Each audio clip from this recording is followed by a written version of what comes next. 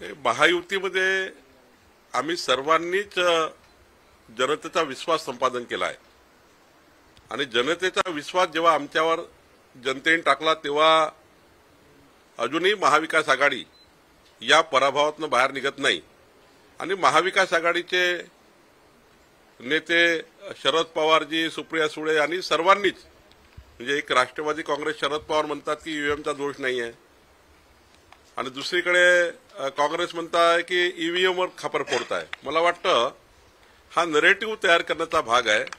म्हणजे जे काही पद गेली आहे विधानसभा निवडणुकीत, जी काही त्यांची नामुष्की झाली आहे, ही नामुष्की पुन्हा स्थानिक स्वराज्य संस्थेच्या वेळी येऊ नये। म्हणजे हारले ते निवडणुकीत पराभव झाले की ईव्हीएम चुकीची आहे, या पद्धतीचा एक नरेटिव्ह, नवीन नरेटिव्ह या महाराष्ट्रात तयार करण्याचा प्रयत्न काँग्रेस पार्टी करत आहे। पण खरं तर आज मारामारी सुरू आहे काँग्रेसमध्ये।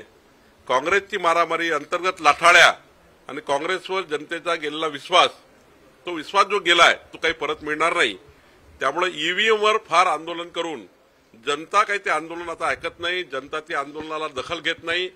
तेच नेते उभे राहतात, तेच नेते फोटो काढतात। आता ईव्हीएमचं जे आंदोलन आहे हे फोटो काढण्यापुरतं राहिलेलं आहे। एसटीची भाडेवाढ करताना परिवहन मंत्र्यांनी अर्थमंत्री किंवा मुख्यमंत्र्यांची चर्चा केली नाही का असा प्रश्न होतो, की दादांना ते माहीत नाही आणि आजपासून भाडेवाढ लागू झाली। मला असं वाटतं की कुठलाही भाडेवाढ वगैरे जे जनतेला जीवनाशी विषय आहेत ते कॅबिनेटमध्ये किंवा माननीय मुख्यमंत्री किंवा माननीय आमचे जे महायुतीचे नेते एकनाथजी, अजितदादा आणि देवेंद्रजी यांच्याही चर्चा एखाद्या वेळी झाली असेल, त्यात मला पूर्ण माहिती नाही। पण असे निर्णय घेताना मात्र महायुतीच्या आमच्या मुख्यमंत्री, उपमुख्यमंत्री यांच्याशी चर्चा घेऊनच झाले पाहिजे असं मला वाटतं। वीज दरासंदर्भात वाढ झालेली आहे त्यावर विरोधकांनी टीका केलेली। उलट मी तुम्हाला सांगतो की जे लोक कमी वीज वापरतात त्यांना दिलासा मिळाला आहे आणि पुढच्या 5 वर्षामध्ये माननीय देवेंद्रजींनी, आमच्या सरकारने हे ठरवलं आहे की यानंतरचे जे टेरिफ पिटिशन असतील किंवा टेरिफबद्दल जी काही दरवाढीबद्दल प्रस्ताव असेल तो मायनस असेल, म्हणजे कमी रेटचा असेल। कारण सौर ऊर्जेवर जेव्हा वीज तयार होते आहे ₹2.20, ₹2.40 वीज तयार होणार आहे। विजेची मागणी सौर ऊर्जेवर पूर्ण होणार आहे। त्यामुळे पुढचा काळ हा विजेचे रेट कमी करण्याचा काळ असणार आहे, विजेचे रेट वाढवण्याचा काळ नसणार आहे। आणि त्यामुळे मला असं वाटतं की विरोधकांनी टीकेकरता टीका केली आहे।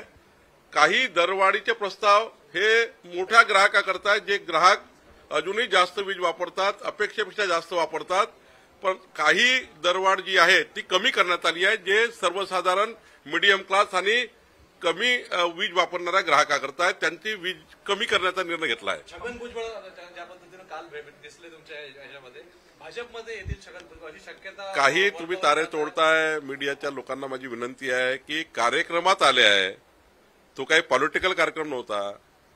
माजी सैनिकाच्या एक 550 एकरमध्ये ज्या पद्धतीने विविध तंत्रज्ञान त्या ठिकाणी विकसित झालं आहे, त्या तंत्रज्ञानाच्या विकासाच्या कार्यक्रमांमध्ये छगन भुजबळ, अमितभाई, मी स्वतः होतो। कोणतीही पॉलिटिकल चर्चा झाली नाही, तो पॉलिटिकल कार्यक्रमही नव्हता। भुजबळ साहेब आणि आम्ही सारेच एक होतो, एकनाथ शिंदे होते, सारेच होतो। त्यामुळे पॉलिटिकल कार्यक्रम नसल्यामुळे असं चर्चा करू नये। जरांगे पाटील पुन्हा एकदा आंदोलनाच्या तयारीत आहे, काल त्यांनी फडणवीसांवर देखील टीका केली आहे। नाही, मला असं वाटतं जरांगेंचं आंदोलन हे सामाजिक आंदोलन आहे। त्यांनी समाजाचं आंदोलन करण्यामध्ये किंवा त्यांना वाटतं की आमच्या सरकारने न्याय दिला पाहिजे तर त्यांना आंदोलन करण्याची मुभा आहे। आमचं सरकार न्याय देत आहे। एवढं न्याय देणारं सरकार या महाराष्ट्रात कधीच आलं नाही। देवेंद्र फडणवीस सरकारने 14 ते 19 न्याय दिला आणि आता माननीय देवेंद्रजींनी मराठा समाजाकरता ज्या विविध बाबी केल्या आहेत, तर जरांगेचं समाधान होईल। समाधान होत नसेल तर आमचा काही पर्याय नाही। पण मराठा समाजाकरता ज्या पद्धतीने माननीय देवेंद्रजींनी मराठा समाजाकरता आमच्या सरकारने ज्या पद्धतीच्या सवलती आणि आरक्षणाबद्दलचे निर्णय घेतले आहे, ऐतिहासिक निर्णय घेतले आहे, अजूनही जर जरांगे पाटलाचं समाधान होत नसेल तर मग आता ते निर्णय घेतील, त्याबद्दल मी काही बोलू शकणार नाही। स्थानिक स्वराज्य संस्थेमध्ये ओबीसी आरक्षणाचा तिळा सुटणार नाही, तेव्हापर्यंत आम्ही राज्यात निवडणुका होऊ देणार नाही असं विजय वडेट्टीवार म्हणाले। नाही, काय नवीन आहे? त्यांनाही माहितीच आहे ओबीसी आरक्षणाचा निर्णय हा सुप्रीम कोर्टात झाल्याबरोबर निवडणुका लागणार आहे. त्याच्यात वडेट्टीवारचा काय रोल आहे? सुप्रीम कोर्टाचा रोल आहे. सुप्रीम कोर्ट निर्णय करेल त्या दिवशी निवडणुका लागेल. आणि थांबल्या कशा करताय? ओबीसी आरक्षणाकरताच थांबल्या आहे.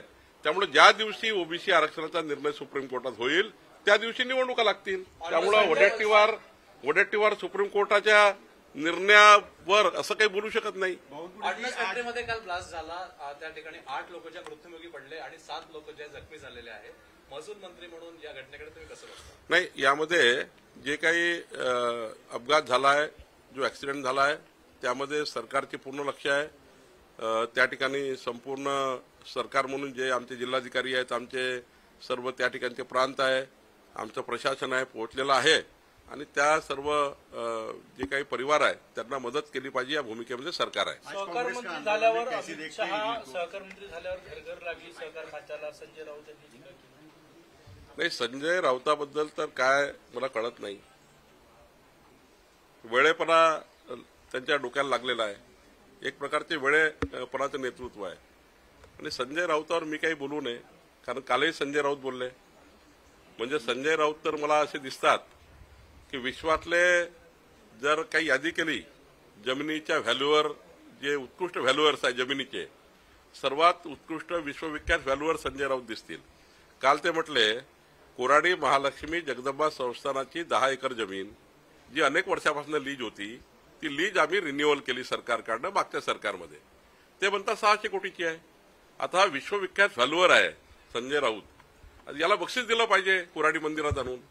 मी त्यांना बोलवणार आहे कोराडी महालक्ष्मी मंदिरात आणि त्यांना आई महालक्ष्मीच्या जगदंबेच्या संस्थानामध्ये कुठली 600 कोटीची जमीन आहे जरा एकदा त्यांना दाखवून दिली पाहिजे. हे असे वेळेपणा झालेले, डोक्यात फरक पडलेले लोक त्यावर तुम्हाला का विचारतात? मला विचारू नका संजय राऊतावर. ती जमीन महालक्ष्मी मंदिराला मिळालेली आहे, तुमच्या खासगी संस्थेला नाही. आणि ते 600 कोटीचा आरोप करतात. त्या जमिनीची आता मार्केट प्राइस किती आहे? त्या जमिनीची 4,30,00,000 मार्केट प्राइस आहे. त्यातले पूर्ण पैसे भरून ती संस्थान घेणार आहे. आता 90 लाख रुपये भरलेले आहे संस्थानाने. आणि पुढच्या 30 वर्षामध्ये 4,80,00,000 पूर्ण संस्थानाला भरायचे आहेत. 4,20,00,000 त्याचा पूर्ण व्हॅल्युएशन आलेलं आहे. आणि संजय राऊत ते वेळे झाले आहेत. ते जगातले सर्वात विश्वविख्यात व्हॅल्युअर झालेले आहेत. त्यामुळं स्वतःच भ्रष्टाचारामध्ये कितीदा आरोपी असलेले, जेलमध्ये गेलेले लोक हे या पद्धतीचे आरोप करतात. आता महाराष्ट्र ही जनता या वेळेपणाला कंटाळलेली आहे. आज कांग्रेस का आंदोलन है, कैसे देखते हैं इस आंदोलन को? देखिए, कांग्रेस पार्टी सुधर नहीं रही है. अब उद्धव ठाकरे ने भी उनको छोड़ दिया है. कल उद्धव जी ने कहा कि हम अकेला लड़ेंगे, अब उनके साथ नहीं लड़ेंगे, क्योंकि कांग्रेस पार्टी बिखर गई है. अब वो थोड़ी अपनी साख बचाना चाहती है ईवीएम का आंदोलन लेकर. लेकिन महाविकास आघाड़ी में 2 मत है. एक तरफ शरद पवार जी की राष्ट्रवादी कहती है ईवीएम का कोई दोष नहीं है, जो उनके साथ चुनाव लड़ी है. एक तरफ उद्धव ठाकरे ने उनको छोड़ दिया है और दूसरी तरफ कांग्रेस पार्टी तिलमिला गई है. अब ये सारा ठिठोरा जो है चुनाव का, ये फोड़ना चाहती ईवीएम पर. लेकिन अब ईवीएम का आंदोलन केवल फोटोबाजी, फोटो सेशन हो गया है. अब केवल फोटो लोग निकालेंगे और घर जाएंगे. कोई आंदोलन में जनता का समर्थन नहीं है. महाराष्ट्र में आज से टिकट बढ़ गई है एसटी की, क्या कहेंगे? देखिए, मुझे उस निर्णय पे थोड़ा मैं और चेक करूंगा. माननीय मुख्यमंत्री जी, हमारे दोनों उप मुख्यमंत्री मिलकर जो निर्णय क्या हुआ है, कैसे हुआ है, एक बार सब कैबिनेट के सामने आएगा या फिर हमारे साथ चर्चा होगी. लेकिन जो कुछ आज मुझे आपके मीडिया के माध्यम से सुना है, निश्चित रूप से कुछ चर्चा तो हुई होगी.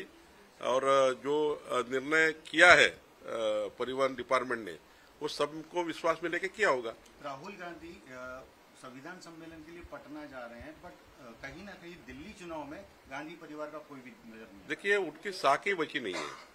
भाषण सुनने को लोग आते नहीं है. अब राहुल गांधी का जो बैठक होती है वो 30-40 लोगों में होती है. 20-25 लोग रहते हैं उनके बैठक में. वो नुक्कड़ बैठक लेते हैं अभी आजकल.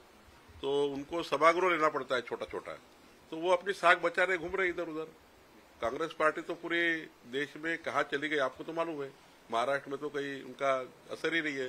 फिर हरियाणा भी आपने देखा, आगे आप दिल्ली भी देखेंगे, दिल्ली में भी सुपड़ा साफ है. कांग्रेस पार्टी 2029 तक इस महाराष्ट्र और देश के नक्शे से किंचित हो जाएगी. मुंबई बॉम्बस्फोटाचा मास्टरमाइंड तहरूर राणा याला भारतामध्ये त्याचं प्रत्यावर्तन होणार आहे. अमेरिकेच्या न्यायालयाने तशा प्रकारची परवानगी दिलेली आहे.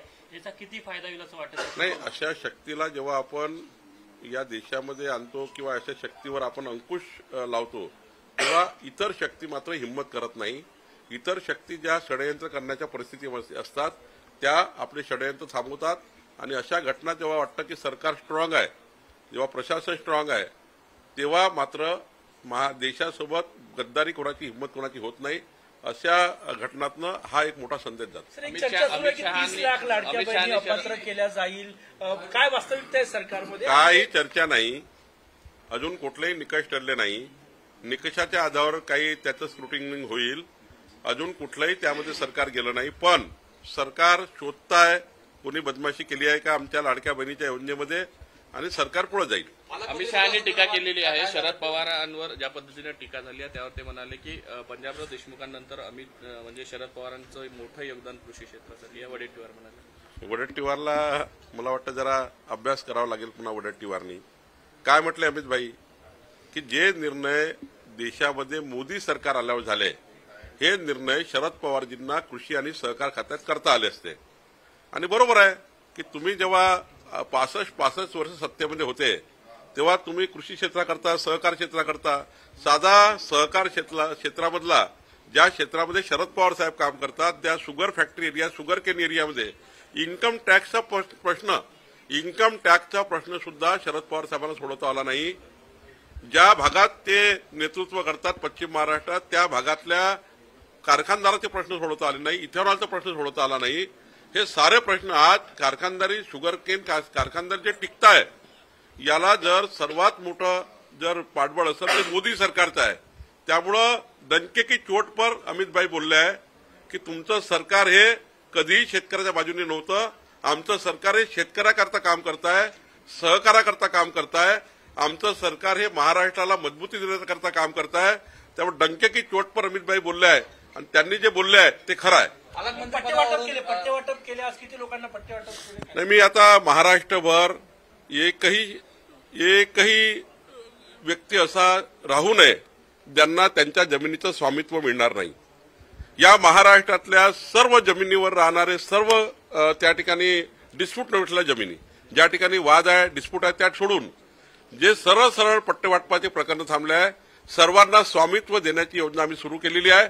आजही मी मोठ्या प्रमाणावर पट्टेवाटप केलेले आहे आणि महाराष्ट्रभर पुढच्या काळामध्ये आम्ही स्वामित्वाच्या माध्यमातून प्रत्येकाला पट्टे देणार आहोत. आणि एक कार्यक्रम हा महाराष्ट्राचं महसूल खातं करणार आहे. 17 सप्टेंबर ते 2 ऑक्टोबर राष्ट्रनेता ते राष्ट्रपिता म्हणजे 17 सप्टेंबरला माननीय मोदींचा जन्मदिवस आहे. राष्ट्रनेता म्हणून आम्ही अभियान चालू करू. हे महसुली अभियान 15 दिवसाचं असणार आहे आणि राष्ट्रपिता महात्मा गांधीजी यांच्या जन्मदिवसापर्यंत जयंतीपर्यंत राष्ट्रनेता ते राष्ट्रपिता असं मोठं महसुली अभियान या वर्षी 15 दिवस आम्ही करणार आहोत. त्या काळामध्ये आतापर्यंतच्या इतिहासामधले जेवढे प्रश्न शिल्लक राहिले आहेत म्हणजे जेवढे काही प्रकरण शिल्लक राहिले आहेत आमच्या महसुली खात्यात सारे प्रश्न आम्ही सोडवणार आहे. एकही प्रश्न शिल्लक राहणार नाही याची आम्ही काळजी घेणार आहोत.